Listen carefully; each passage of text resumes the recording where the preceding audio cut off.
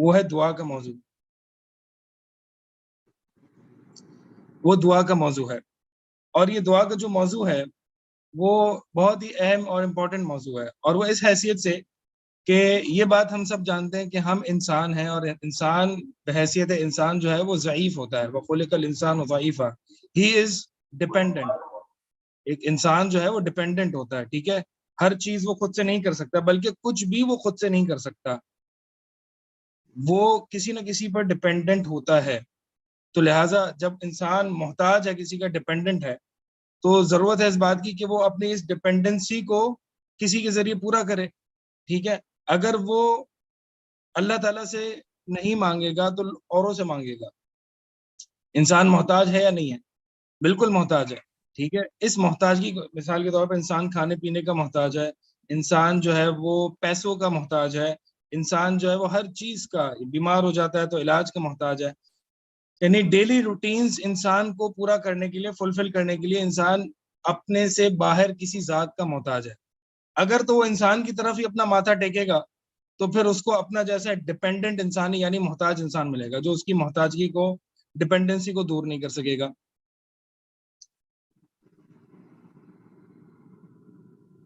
جی آپ لوگ سب میرے ساتھ ہیں؟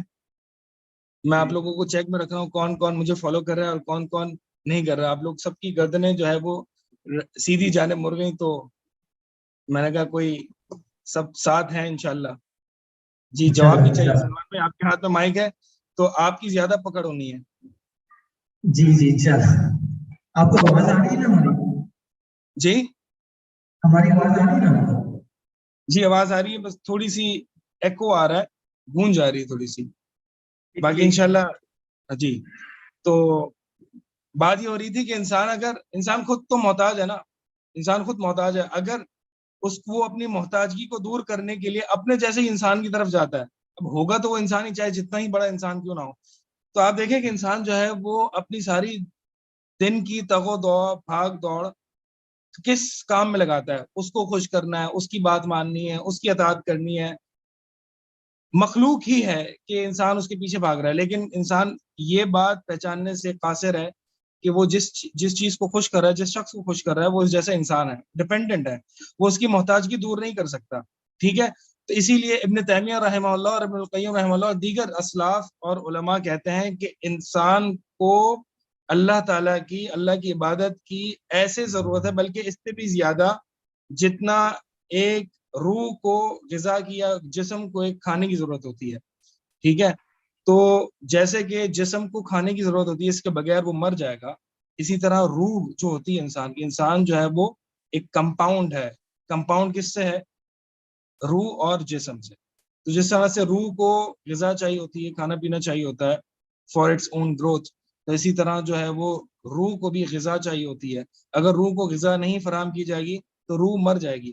اچھا، جو جسم کو اگر کھانا پینا فراہم نہیں کیا تو ورسٹ کیس کیا ہے جی؟ مر جائے گا وہ. ٹھیک ہے، لیکن جب روح مر جائے گی تو روح کی وفات جو ہے وہ زیادہ خطرناک ہے، کیونکہ روح کی وفات اس دنیا میں بھی افیکٹ کرتی ہے انسان کو اور آخرت میں بھی افیکٹ کرتی ہے. تو لہٰذا یہ کچھ تمہیدی باتیں تھیں دعا کی فضیلت اور دعا کی اہمیت، یعنی انسان جو ہے وہ دعا کا کتنا محتاج ہے. تو اگر وہ اللہ کے آگے ماتھا نہیں ٹیکے گا، اللہ تعالیٰ سے نہیں مانگے گا، اپنی محتاجگی اللہ کے سامنے نہیں رکھے گا، لا محالہ انسان مخلوق، اپنے جیسی مخلوق کے سامنے وہ اپنی آرزویں، اپنی تمنائیں، اپنی ڈیمانڈز، اپنی ریکویسٹ رکھے گا. جیسے کہ میں نے بتایا کہ انسان ضعیف ہے، وہ لا محالہ he has to ask, he has to beg. ٹھیک ہے، انسان کے اندر فقر رکھ دیا گیا ہے. انسان کی کیریکٹرسٹک ہے، کوئی بھی انسان ہو چاہے جتنا پیسے والا ہی کیوں نہ ہو، انسان کی ایک لازمی کیریکٹرسٹک ہے اور وہ ہے فقر، یعنی ڈپینڈنسی. ٹھیک ہے، تو انسان نے مانگنا تو ہے، ہاتھ تو پھیلانے ہیں. اگر وہ اللہ کے آگے نہیں پھیلائے گا تو اوروں کے آگے پھیلائے گا. تو بہتر کیا ہے کہ ہم اللہ کے آگے پھیلائیں یا اوروں کے آگے پھیلائیں؟ کیونکہ اوروں کے آگے ہم پھیلاتے رہیں گے، ایک کے آگے پھیلائیں گے، ایک سے بہت کچھ نہیں ملے گا تو دوسرے کے آگے پھیلائیں گے، دوسرے سے کچھ نہیں ملے گا تو تیسرے کے آگے پھیلائیں گے. یہی اللہ تعالیٰ نے، بلکہ یوسف علیہ السلام نے جو قید خانوں میں ان کے ساتھ 2 قیدی تھے، یوسف علیہ السلام نے ان کو یہی کہا تھا کہ کیا بہت سارے ملٹیپل گاڈز بہتر ہیں یا صرف ایک اللہ واحد القہار. یہی معنی ہے کہ if you don't submit to Allah, you will submit to people, you will submit to multiple gods. ایک سے زیادہ خداؤں کو آپ خوش کرنے میں لگے رہو گے اور ایک سے زیادہ خداؤں کو آپ خوش نہیں کر سکو گے, تو لہٰذا اس سے جو ہے وہ انسان ڈپریشن میں چلا جائے گا, انزائٹی میں چلا جائے گا. تو یہی یوسف علیہ السلام نے فرمایا کہ ایک خدا بہتر ہے یا ملٹیپل گاڈز.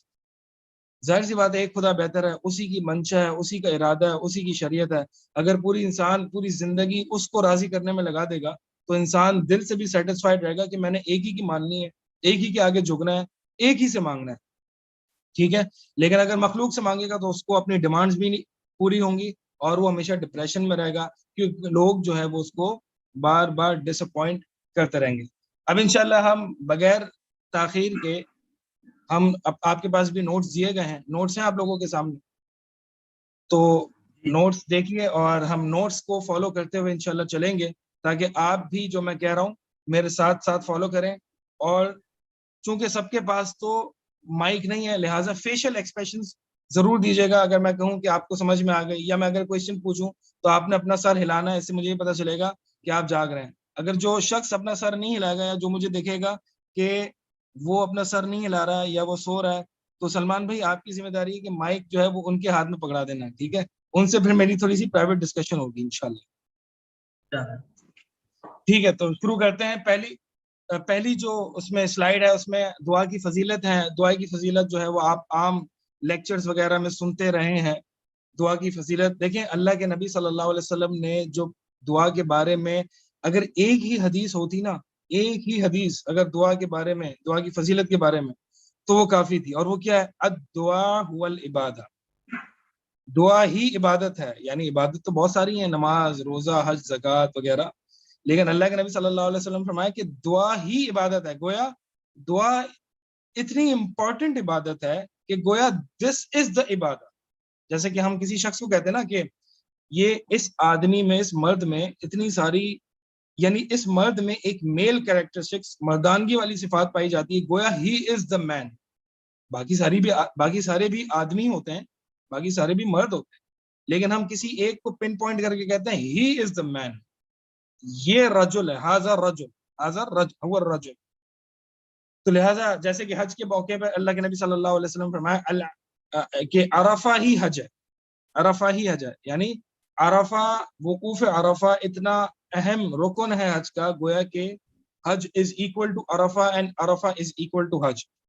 تو اس کا مطلب یہ ہوا کہ دعا از اکول ٹو عبادہ اینڈ عبادہ از اکول ٹو دعا. یعنی دعا عبادت کا مطلب ایک مین ایسنس ہے, عبادت کی مین ایسنس ہے. بیکاز دعا میں وہ ساری دل کے افعال اور دل کی کیفیتیں جمع ہو جاتی ہیں. یعنی دعا میں عاجزی اور انکساری آتی ہے جو کہ عبادت میں مطلوب ہے.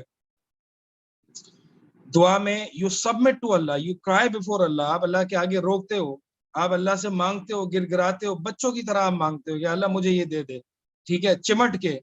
تو اس میں کتنی عاجزی اور انکساری ہے, اور عبادت میں یہی مطلوب ہے. آپ دیکھیں کہ نماز میں عاجزی اور انکساری شاید اتنی نہ آتی ہو ہمیں جتنی ہمیں اللہ تعالیٰ سے مانگنے میں آتی ہے. اسی طرح دعا میں خوف کا ایلیمنٹ ہوتا ہے, دعا میں اللہ سے محبت کا ایلیمنٹ ہوتا ہے. تو یہ سارے جو دل کے افعال ہیں وہ دعا میں جمع ہو جاتے ہیں. اسی لیے نبی صلی اللہ علیہ وسلم فرمایا کہ دعا ہی عبادت ہے. یعنی دعا از the essence of worship, دعا عبادت کا جوہر ہے, ایسنس ہے. اللہ کے نبی صلی اللہ علیہ وسلم نے پہلی جو پوائنٹ ہے کہ اگر جو شخص دعا نہیں مانگتا اللہ تعالیٰ اس سے ناراض ہو جاتے ہیں, غصہ ہو جاتے ہیں. اللہ کے نبی صلی اللہ علیہ وسلم فرماتے ہیں کہ من لم يدع اللہ غضب علیہ, کہ جو شخص اللہ تعالیٰ سے دعا نہیں مانگتا اللہ اس پر غضب یعنی غصہ آ جاتا ہے اللہ کو اس پر. دس حدیث شوز کہ اللہ تعالیٰ دعا سے کتنی محبت کرتا ہے, کہ اگر جو شخص اللہ سے دعا نہیں مانگ رہا اللہ تعالیٰ کو غصہ آ جاتا ہے کہ why is he not asking me, is he so independent that he doesn't need to ask me. یعنی جو شخص اللہ تعالیٰ سے دعا نہیں مانگتا گویا کہ وہ اپنے آپ کو بڑا غنی اور بڑا انڈیپینڈنٹ سمجھ رہا ہے کہ I don't need anything from Allah, I don't need anything from Allah, ٹھیک ہے. تو اللہ تعالیٰ کو غصہ آتا ہے کہ why isn't he asking, کیوں نہیں پوچھ رہا, یہ کیوں نہیں مانگ رہا. لہٰذا اللہ تعالیٰ کو غصہ آتا ہے, تو لہٰذا جب ہم اللہ تعالیٰ سے دعا کریں گے تو اللہ تعالیٰ کتنا خوش ہوتے ہوں گے.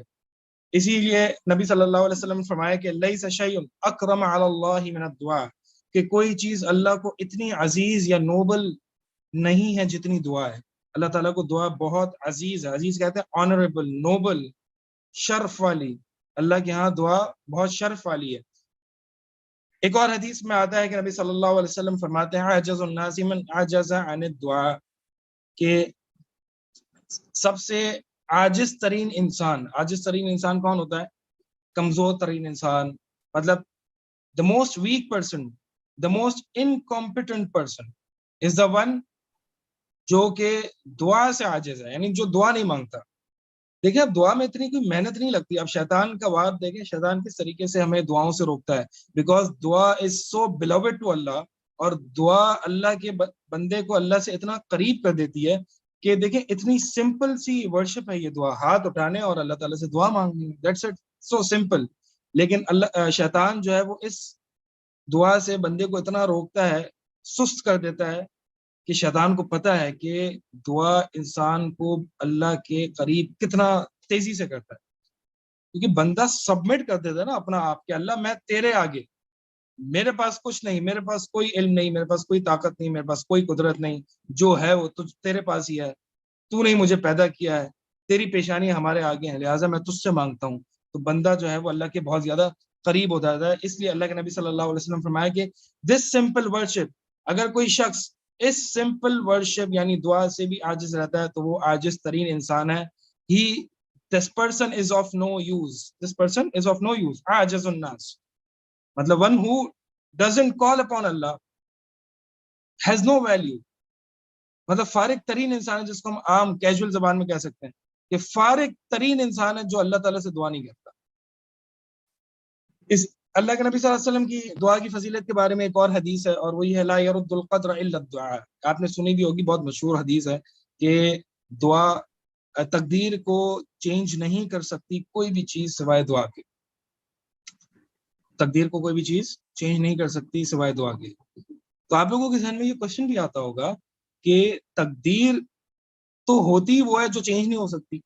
تقدیر تو لکھی جا چکی ہے، قلم سوکھ گئے، اللہ تعالیٰ نے تقدیر لکھ دی ہے. آسمان اور زمین کی خلقت سے 50,000 سال پہلے اللہ تعالیٰ نے تقدیر لکھ دی ہے. تو اب کیا دعا کیسے چینج کرے گی تقدیر کو؟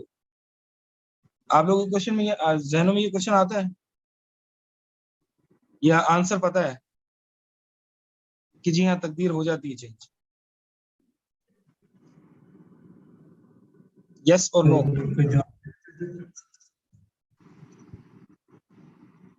جی ایک شخص ہاتھ اٹھا رہے ہیں.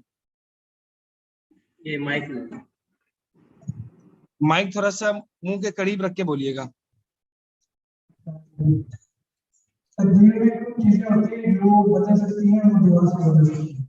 آواز کم آ رہی ہے، مجھے آواز نہیں آ رہی.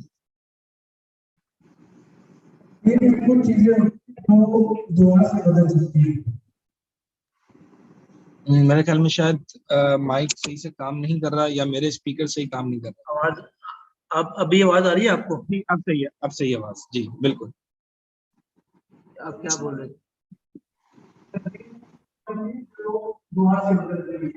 وہ کہہ رہے ہیں کہ تقدیر میں کچھ چیزیں ہوتی ہیں جو دعا سے بدل سکتی ہیں.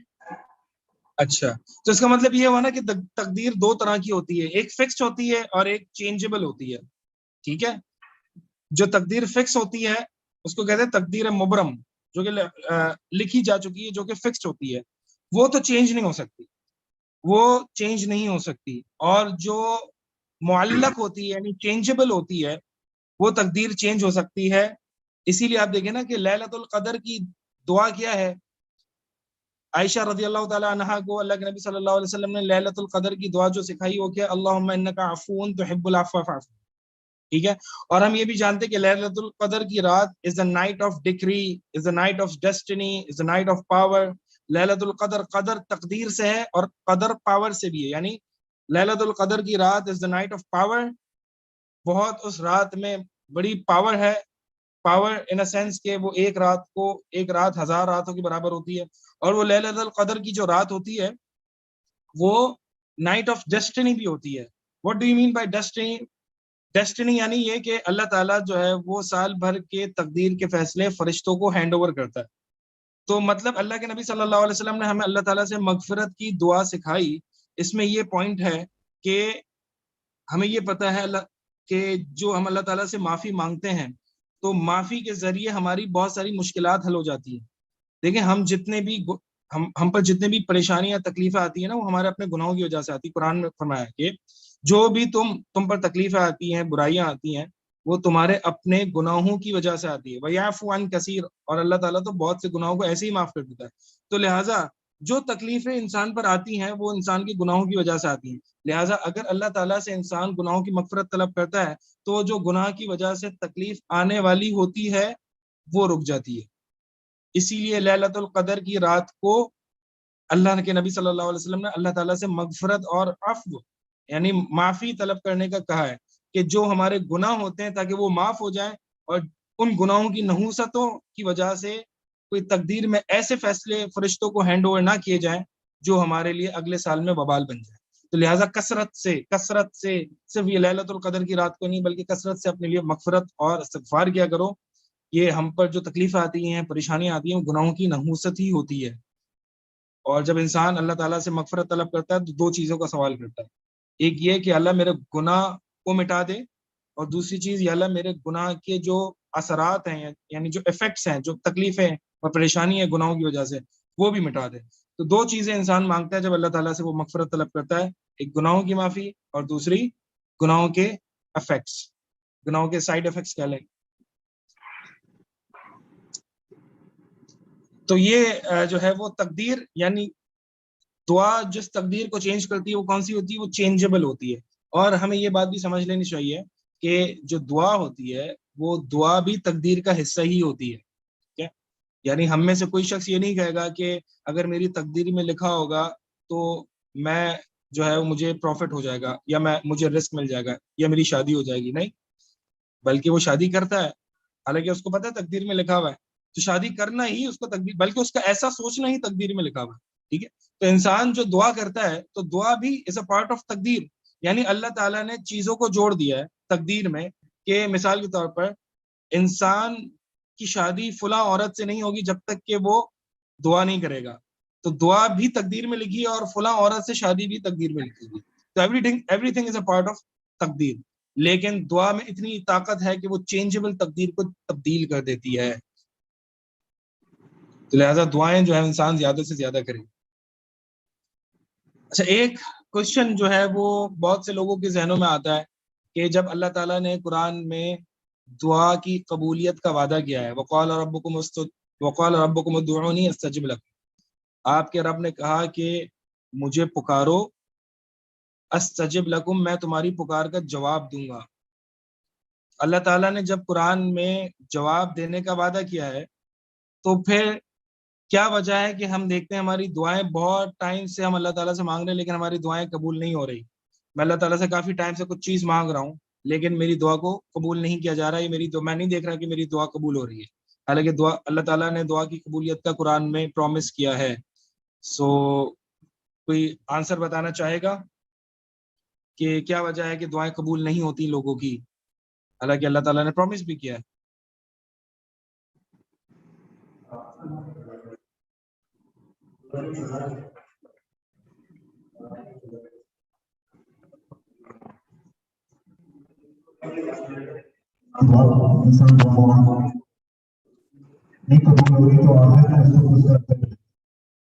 مجھے آواز نہیں آ رہی ہے. میرے خیال میں سلمان آپ ان کے بتائیں گے. جی آواز نہیں آ رہی آپ کو؟ نہیں، ایشو ہوا تھوڑا. چلے کوئی مسئلہ نہیں ہے. ہم انشاءاللہ جو ہے نا وہ ہم آپ ایسے سمجھیں گے کہ آپ نے فیشل ایکسپرینس ہے اور ہاتھوں سے بات کرنی. ٹھیک ہے، تو آپ سے اتنے مشکل سوال پوچھے نہیں جائیں گے جس پہ آپ کو اپنے ہونٹ ہلانے پڑے اور آوازیں نکالنی پڑے، بلکہ آپ جو ہے وہ پریکٹس کریں کہ آپ نے ہاتھوں سے جواب کیسے دینا ہے. ٹھیک ہے، یا تو آپ نے سر ہلانا ہے، یوں ہلانا ہے، یا پھر 2-4 ہاتھ ہلا دینا ہے، تو میں سمجھ جاؤں گا کہ آپ انشاءاللہ میرے ساتھ. تو جی اس کا جواب جو ہے وہ یہ ہے کہ اللہ تعالیٰ نے جو قرآن میں، اچھا بڑی توجہ کی ضرورت ہے. ٹھیک ہے، اللہ تعالیٰ نے قرآن میں, کیونکہ بہت اچھا پوائنٹ نکلنے والا ہے اس, اللہ تعالیٰ نے قرآن میں کس چیز کا وعدہ کیا ہے؟ وَقَالَ رَبُّكُمُ ادْعُونِي, یعنی استجب لکم, I will respond to you. اللہ تعالیٰ نے رسپانس کا / اجابت کا, اللہ تعالیٰ نے رسپانس / جواب کا وعدہ دیا ہے کہ تم مجھے, یو کال اپون می, تم مجھے پکارو, میں تمہیں جواب دوں گا یا رسپونڈ کروں گا. اللہ تعالیٰ نے قرآن میں کہیں بھی یہ وعدہ نہیں کیا کہ you ask me a very specific question and I will answer you a very specific answer. فرق سمجھے, ایک فرق ہے کہ آپ اللہ تعالیٰ سے اسپیسیفک چیز مانگ رہے ہیں, اللہ تعالیٰ وہ آپ کو اسپیسیفک چیز آنسر کر دے, اس کو کہتے ہیں اسپیسیفک آنسر. ایک چیز ہے آپ اللہ تعالیٰ کو کال کر رہے ہیں, اللہ تعالیٰ کو پکار رہے ہیں, اللہ تعالیٰ رسپونڈ کر رہے ہیں. تو رسپانس ایک الگ چیز ہے, اسپیسیفک آنسر ایک الگ چیز ہے. اسپیسیفک کوشچن مثال کے طور پر آپ اللہ تعالیٰ سے یہ مانگ سکتے ہیں کہ اللہ تعالیٰ مجھے فلاں جگہ نوکری دلا دے, یا مجھے فلاں گاڑی دلا دے, ٹھیک ہے, آپ اسپیسیفک کوشچن کر رہے ہیں. اور اگر اللہ تعالیٰ کا اسپیسیفک آنسر کیا ہے کہ وہی آپ کا جو اسپیسیفک کوشچن ہے اللہ تعالیٰ وہی اسپیسیفکلی آنسر کر دے, یعنی آپ کو فلاں جگہ نوکری دلا دے یا جاب دلا دے, یا آپ کو فلاں جگہ فلاں جو آپ گاڑی مانگ رہے ہیں وہ آپ کو دلا دے. یہ اسپیسیفک کوشچن آپ نے کیا اور اللہ تعالیٰ نے اسپیسیفک آنسر کیا. دیکھیں اس کا وعدہ نہیں ہے قرآن میں. قرآن میں جس چیز کا وعدہ ہے وہ یہ ہے کہ you call upon Allah, Allah will respond you, اللہ آپ کو جواب دے گا. اب وہ جواب کیا ہوگا؟ جواب ہو سکتا ہے وہ اسپیسیفک آنسر ہو, جواب ہو سکتا ہے کہ جو آپ مانگ رہے ہو اس جیسی کوئی مصیبت آپ سے ہٹا دی گئی ہو.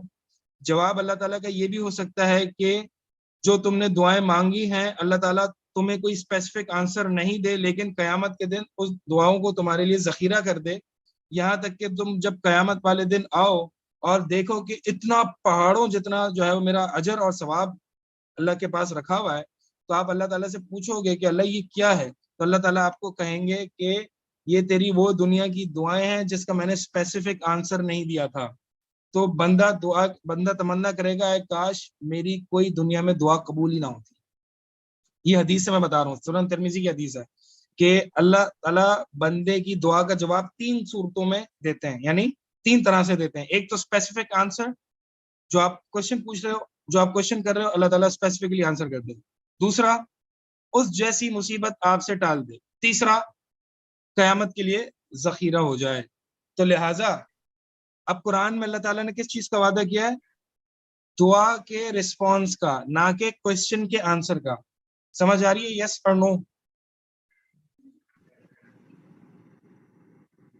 یس, اوکے.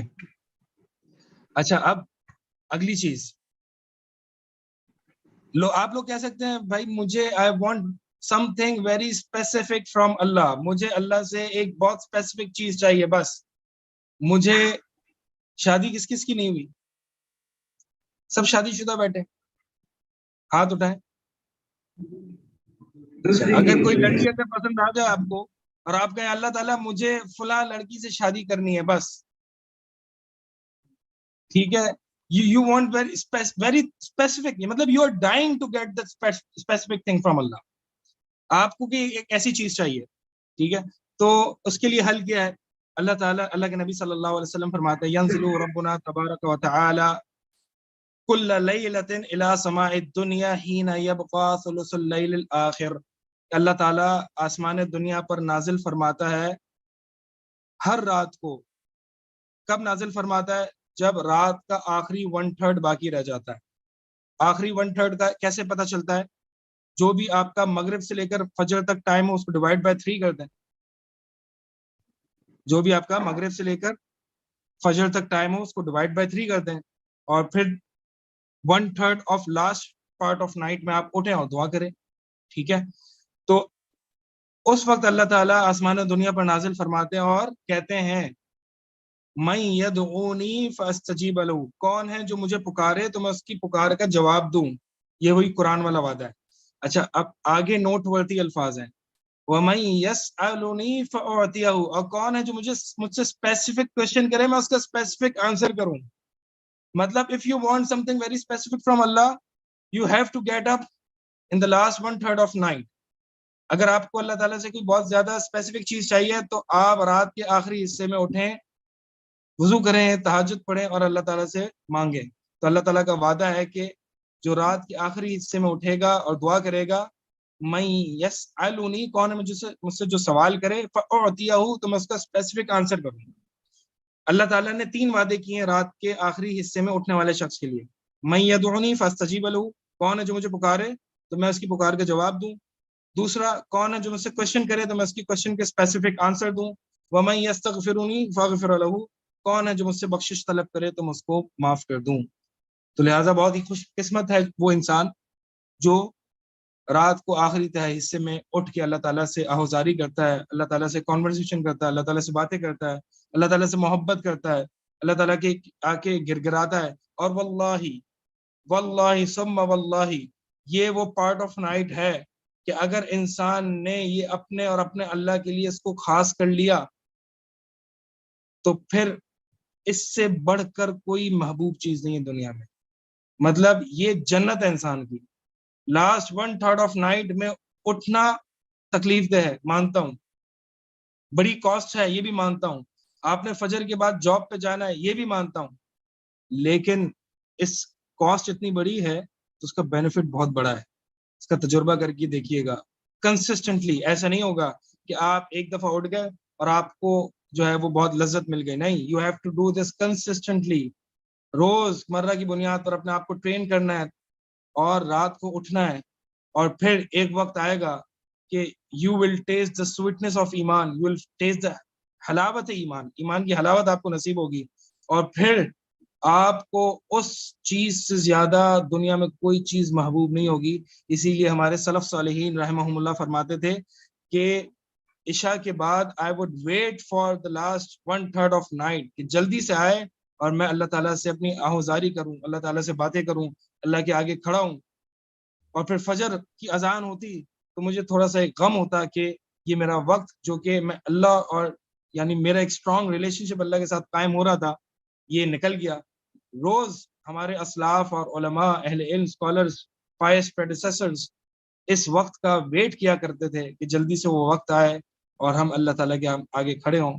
اور اللہ کی قسم, یہ جو حلاوت ایمان اور ایمان کی مٹھاس دے گا وہ کوئی بھی نہیں دے گا. دیکھیں دنیا میں آج غم ہی غم ہے. صبح سے لے کر رات تک انسان دیکھتا ہے کبھی یہ ہو رہا ہے, کبھی وہ ہو رہا ہے. ابھی آپ پاکستان میں نہیں ہیں تو میں آپ کو پاکستان کے غم دکھاتا اور پاکستانی لوگوں کے غم دکھاتا. ٹھیک ہے, آپ لوگوں کے غم الگ ہوں گے, الگ نیچر کے ہوں گے, لیکن بہرحال انسان تو آپ بھی, انسان میں بھی ہوں, انسان یہاں پہ بھی رہتے ہیں, انسان آپ بھی ہیں. تو انسانوں کو جو عمومی طور پر غم اور ڈپریشن اور انزائٹی اور اسٹریس, یعنی جتنی آج کے دور میں انزائٹی, ڈپریشن, اسٹریس ہے, یہ پہلے دور میں نہیں ہوتا تھا اتنا. تو لہٰذا صبح سے لے کر رات تک اتنا غم ہی غم, تکلیفیں ہی پریشانیاں. تو جس کی زندگی میں ہم اور غم, پریشانیاں, تکلیفیں, ڈپریشن ہے, تو اس کو خاص طور پر میں ایڈوائز کروں گا کہ رات کی تہجد اور اللہ تعالیٰ سے دعاؤں کے لیے ٹائم نکالے, کیونکہ یہ اس کی زندگی, اس دنیا کی زندگی کو وہ جنت بنا دے گی. آپ اللہ تعالیٰ سے تعلق قائم تو کر کے دیکھیں. تو یہ ایک جو ہے وہ اس کا جواب ہے. ٹھیک ہے, کہ اگر you want something specific from Allah تو پھر لاسٹ 1/3 آف نائٹ میں آپ کو اٹھنا پڑے گا. تو قرآن میں جو عموماً وعدہ ہے وہ کیا ہے, تو مجھے دعا کرو اور میں تمہاری دعا کا جواب دوں گا. اور رات کے آخری حصے میں جو وعدہ ہے وہ کیا ہے, دعا کی جواب کا بھی وعدہ ہے اور سوال کے عطا ہونے کا, یعنی اسپیسیفک کوشچن کے اسپیسیفک آنسر کا بھی وعدہ ہے اور مغفرت کا بھی وعدہ ہے. تو کچھ کوشچنز ہیں تو لے لیتے ہیں. میرے خیال میں شاید اب بریک لیں گے آپ, پھر ہم نیکسٹ سلائیڈ کی طرف جاتے ہیں. اگر کچھ کوشچنز ہیں تو 10 منٹ ہیں ابھی. جی جی ٹھیک ہے. تو دوسرا جواب, سوال کیا تھا, سوال یہ تھا, لوگوں کا کنسرن یہ تھا کہ جب اللہ تعالیٰ نے قرآن میں پرومس کیا ہے دعا کی اجابت کا, تو پھر کیا وجہ ہے کہ ہم دیکھتے ہیں کہ ہماری دعائیں قبول نہیں ہوتی. پہلا جواب میں نے آپ کو بتا دیا کہ قرآن میں وعدہ جو ہے وہ دعا کی اجابت کا ہے, سوال کے عطا ہونے کا نہیں ہے. دوسرا جواب یہ ہے کہ دعا کی کچھ شرائط ہیں, دعا کی کچھ کنڈیشنز ہیں اور کچھ آبسٹیکلز ہیں, یعنی اگر وہ کنڈیشنز میٹ نہ ہوئی تو دعا قبول نہیں ہوتی. اور اسی طرح اگر یہ آبسٹیکلس یعنی رکاوٹیں پائی جاتی ہیں تو پھر دعا قبول نہیں ہوتی. تو یا تو کوئی نہ کوئی کنڈیشن میٹ نہیں ہوئی ہوگی اس لیے دعا قبول نہیں ہو رہی, یا پھر کوئی نہ کوئی آبسٹیکل ہوگا اس لیے دعا قبول نہیں ہوگی. تو what are those conditions and obstacles, دیکھتے ہیں اس کو. پہلی کنڈیشن کیا ہے کہ یقین کے ساتھ دعا لازمی ہونی چاہیے. یقین کے ساتھ. اللہ کے نبی صلی اللہ علیہ وسلم نے فرمایا ادعوا اللہ وانتم موقنون بالاجابہ, کہ اللہ تعالیٰ سے دعا کیا کرو اس طرح کہ تم جواب کے لیے سرٹن ہو, مطلب یو آر سرٹن کہ Allah will respond to me, Allah will give me this. بالکل, یہ بہت امپورٹنٹ کنڈیشن ہے. بہت سے لوگ جو ہیں وہ اللہ کو نعوذ باللہ امتحان میں ڈال رہے ہوتے ہیں کہ ذرا میں چیک تو کروں کہ میری دعا قبول ہوتی ہے نہیں ہوتی. مثال کے طور پر بہت سے لوگ جو ہے وہ اگر کسی کی طبیعت خراب ہو جاتی ہے یا کسی جاننے والے کی طبیعت خراب ہو جاتی ہے تو وہ ڈاکٹر کو بھی دکھاتے ہیں کہ ڈاکٹر صاحب اس کو دیکھ لیں, اور علاج بھی کر رہے ہوتے ہیں اور یہاں وہاں بھاگ دوڑ بھی کر رہے ہوتے ہیں, اور پھر ہاتھ بھی اٹھا لیتے ہیں کہ چلو ٹرائی کر لیتے ہیں, شاید ہو سکتا ہے کہ دعا قبول ہو جائے تو بندہ ہی ٹھیک ہو جائے گا, میں ہی ٹھیک ہوں. مطلب زیادہ سے زیادہ کیا ہوگا, دعا قبول نہیں ہوگی نا. آج کل ہمارا جو دماغ کام کرتا ہے وہ ایسے کرتا ہے کہ ورسٹ کیس کیا ہے, دعا قبول نہیں ہوگی, اور بیسٹ کیس کیا ہے, دعا قبول ہو جائے گی. تو ٹھیک ہے میں دعا کر لیتا ہوں, ٹرائی کر لیتا ہوں یہ دیکھ کے. نو, دس از ڈینجرس. ایسے دعا نہیں کرنی. اللہ کے نبی صلی اللہ علیہ وسلم فرمایا ایسے دعا نہیں کرنی, بلکہ اللہ تعالیٰ سے دعا کرنی ہے وانتم موقنون بالاجابہ, اس حال میں کہ تم دعا کی قبولیت کے لیے سرٹن ہو کہ Allah will listen to this, if not now later, if not this year maybe a year later. ضروری نہیں ہے آج میری دعا قبول ہو سکتا ہے 5 سال بعد قبول ہو. اللہ knows I do not know, اللہ زیادہ بہتر جانتا ہے, میں نہیں جانتا. اللہ مجھے جانتا ہے کہ میرے لیے یہ دعا کی قبولیت کب ہونی ہے. آپ دیکھیں انبیاء علیہ السلام وغیرہ کی جو دعائیں ہیں, کیا وہ نیک نہیں تھے؟ نیک تھے, انبیاء تھے, لیکن ان کی دعاؤں, ابراہیم علیہ السلام کی دعا دیکھیں, نبی صلی اللہ علیہ وسلم کے لیے دعا انہوں نے مانگی, کب جا کے قبول ہوئی؟ جب نبی صلی اللہ علیہ وسلم آئے. ٹھیک ہے, تو صدیوں کا فرق تھا, صدیوں کا. لہٰذا ہمیں نہیں پتا ہوتا کہ what is the best time کہ ہماری دعا کو قبول کیا جائے, اللہ تعالیٰ کو پتا ہوتا ہے. لہٰذا ہمیں اللہ پر توکل کرنا ہوگا, اللہ پر ریلائی کرنا ہوگا کہ اللہ تو جانتا ہے, میں نہیں جانتا, بس مجھے یہ پتا ہے, مجھے یہ پتا ہے کہ اللہ تو میری دعا کو ضرور قبول کرے گا, بس یہ مجھے پتا ہے. تو یقین کے ساتھ دعا مانگنی. دوسری کنڈیشن یہ ہے کہ دعا میں کوئی جو ایسی چیز مانگی جائے جو کہ جائز ہو, پرمیسیبل, کوئی غلط چیز نہ مانگی جائے. مثال کے طور پر بہت سے مثال کے طور پر آپ مانگ رہے ہیں کہ اللہ تعالیٰ مجھے جو ہے وہ مجھے گٹار دلا دے, یا مجھے فلاں ڈرگ بہت پسند ہے وہ دلا دے. عجیب سی آکورڈ سی دعا ہے, لیکن بہرحال آپ دیکھیں, پتہ نہیں آپ لوگوں نے سنا ہے نہیں سنا, ہم نے ایسے لوگوں کو سنا ہے کہ جو گناہ کے کام کر رہے ہوتے ہیں, مثال کے طور پر جو میوزک اینڈ فلم انڈسٹریز میں ہوتے ہیں, آپ نے ایسے آرٹسٹ یا میوزیشینس کو سنا ہوگا کہ اللہ تعالیٰ نے مجھے جو ہے وہ بڑا اچھا مقام دیا. سنا ہے نہیں سنا؟ نہیں سنا, سنا ہے نا کہ اللہ تعالیٰ نے مجھے بڑا مقام دیا, اللہ کا شکر ہے. مطلب وہ اتنا بڑا ٹاپ کا میوزیشین ہے, مطلب ٹاپ کا گنہگار ہے, اور وہ اللہ تعالیٰ کا شکر ادا کر رہا ہے کہ اللہ تعالیٰ نے مجھے دیا ہے, اور وہ اللہ تعالیٰ سے دعا بھی مانگتے کہ اللہ تعالیٰ مجھے ٹاپ میوزیشین بنا دے. دس از اگنورینس. ٹھیک ہے, تو ہمیں کون سی دعا مانگنی ہے؟ وہ دعا جو کہ پرمیسیبل, جو کہ جائز. یہ 2 کنڈیشنز ہیں جو کہ بہت ضروری ہیں. ایک اور بہت امپورٹنٹ کنڈیشن ہے, کنڈیشنز میں سے بہت ساری, یہاں پہ صرف 2 لکھی ہوئی ہیں اختصار کے ساتھ, اور بھی کنڈیشنز آپ کے سامنے ذکر کر دیتا ہوں کہ ویسے آگے بھی آئیں گی انشاءاللہ, تو انشاءاللہ اس کو آگے ہی پڑھ لیتے ہیں. ایک یہ بھی ہے کہ جو بہت امپورٹنٹ ہے وہ یہ ہے کہ رزق حلال کا ہو, رزق حلال کا ہو. وہ انشاءاللہ حدیث آگے آئے گی تب ہم پڑھ لیں گے کہ ایک شخص ہے کہ وہ جو ہے وہ پورا گندہ حال ہو کے اور حج کے سفر کے لیے نکلتا ہے, اور عاجزی اور انکساری کے ساتھ ہاتھ اٹھا کر ربی ربی کرتا ہے, لیکن نبی صلی اللہ علیہ وسلم فرماتے ہیں کہ اس کا کھانا حرام کا, اس کا پینا حرام کا, اس کا سب کچھ حرام کا. انا یستجاب لذلک, کہ اس کو کیسے, اس کی دعا کو کیسے قبول کیا جائے گا. لہٰذا اگر دعا کی قبولیت چاہتے ہو تو اپنی کمائی کو پاک کر لو, اپنی کمائی کو پاک کر لو. دیکھیں آج ہم اس دور میں رہ رہے ہیں کہ بہت کچھ حرام کا ایلیمنٹ آ ہی جاتا ہے کہیں نہ کہیں سے, ٹھیک ہے. تو لہٰذا صدقہ زیادہ کیا کریں, کیونکہ صدقہ انسان کے مال کو پاک کرتا ہے. صدقہ کریں, میں یہ نہیں کہہ رہا کہ حرام کمائیں اور پھر صدقہ کریں, نو, حلال کمائیں, لیکن کوئی نہ کوئی کہیں نہ کہیں طریقے سے آپ نے مثال کے طور پر جھوٹ بول دیا ہوگا, پھر آپ کو بعد میں ریئلائز ہوا ہوگا, یا کہیں جھوٹی قسم کھا لی ہوگی, یا دھوکہ دے دیا ہوگا, یا کچھ نہ کچھ جو ہے وہ اس طرح کے حرام ایلیمنٹ آ گیا ہوگا, تو صدقہ اس کو پاک کر لیتا ہے. تو صدقہ زیادہ سے زیادہ کریں اور پھر دعائیں کریں, ٹھیک ہے, اللہ تعالیٰ سے کہ اللہ ہمیں صرف حلال رزق کی عطا فرما. انسان کے تقدیر میں رزق لکھا جا چکا ہے, لیکن یہ انسان کے اوپر ہے کہ اس تقدیر میں لکھے ہوئے رزق کو وہ حلال طریقے سے لیتا ہے یا حرام طریقے سے. حرام طریقے سے کوئی رزق اس کا زیادہ نہیں آ جائے گا. اگر یہ انسان کو یقین ہو جائے نا, وہ حرام کمانا چھوڑ دے گا واللہ. یہ ایک مثال کے طور پر ایک انسان ہے اور وہ کہتا ہے کہ یار میں جھوٹ بول کے میں بھی زیادہ پروفٹ لے لوں گا. اس بیچارے کو پتہ ہی نہیں ہوتا کہ وہ پروفٹ اس کے لیے لکھا ہوا ہوتا ہے, وہ پروفٹ اس کے لیے لکھا ہوا ہوتا ہے. واللہ پرسنلی میں نے تجربہ کیا ہے, میں آپ کو پرسنل ایکسپیرینس بتاتا ہوں کہ ایک جگہ کانٹریکٹ آیا تھا کسی شخص کا ایک بڑی ڈیل تھی, ٹھیک ہے. وہ یہ تھی کہ بینک میں یا انشورنس کمپنی میں اس کو وہ مال سپلائی کرنا تھا.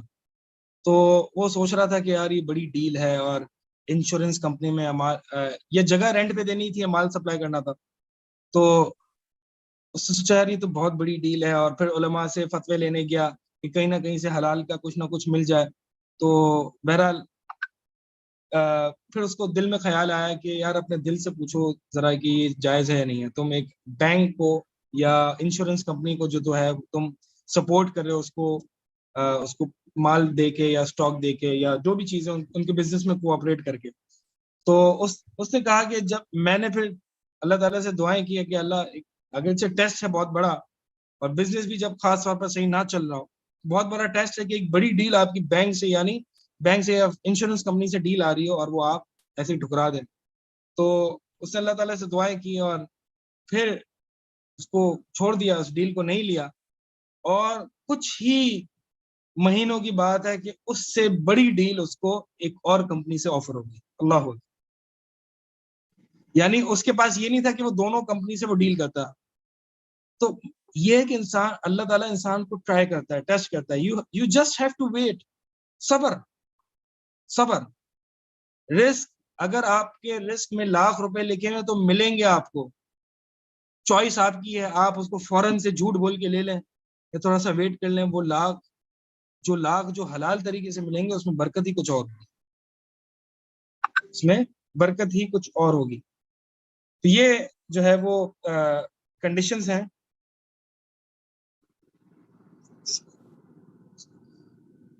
اس کے بعد جو ہے وہ آبسٹیکلز ہیں. آبسٹیکلز یعنی کیا چیز جو ہے وہ, تو ہم ٹھیک ہے آبسٹیکلز پہ آنے سے پہلے ہم جو ہے وہ بریک لے لیتے ہیں انشاءاللہ نماز کا. تو بریک کے بعد آپ سے ملتے ہیں. جزاک اللہ خیر. السلام علیکم.